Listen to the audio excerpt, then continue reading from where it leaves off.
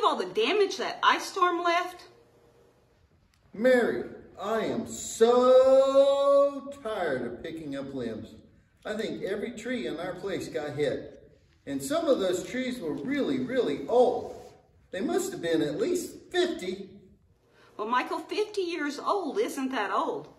Our parents were almost that age. See? I rest my case. 50 is old. Oh, maybe for people, but not for trees.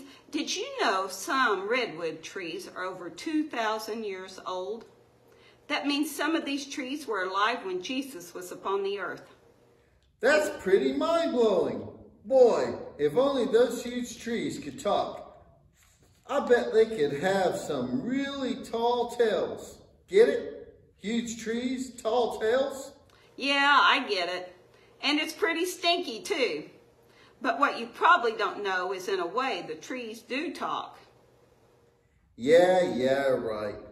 But only in cartoons. How dumb do you think I am? I'm not sure how to answer that.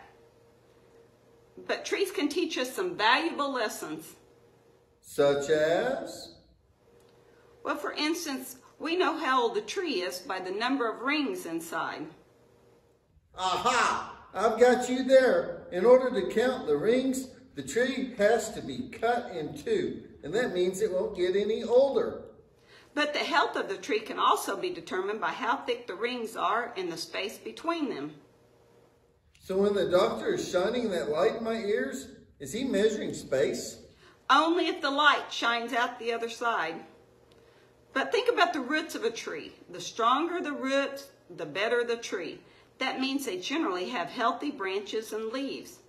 And the healthier those are, the longer the tree lives. And trees always grow where they're planted. That's something for us to consider. And where are we going with this? I have a feeling you are leading up to something. Okay, you caught me. I learned in Sunday school last week that Jesus talked about trees and how they relate to all of us. He says that if we want to remain spiritually healthy, we need to do what Jesus asked us to do.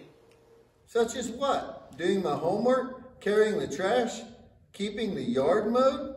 Well, those are nice, but I was talking about things such as loving, sharing, being a good neighbor, studying our Bibles, things such as that. So we need to do that to score brownie points with God? Well, Michael, it isn't about scoring brownie points. It's about being an obedient child of God by trusting in Jesus.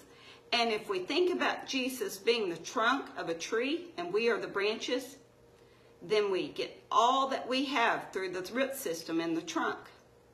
So what are you telling me is that my health is in God's hands, and if I want to be a healthy branch, I better stay connected to the tree, huh?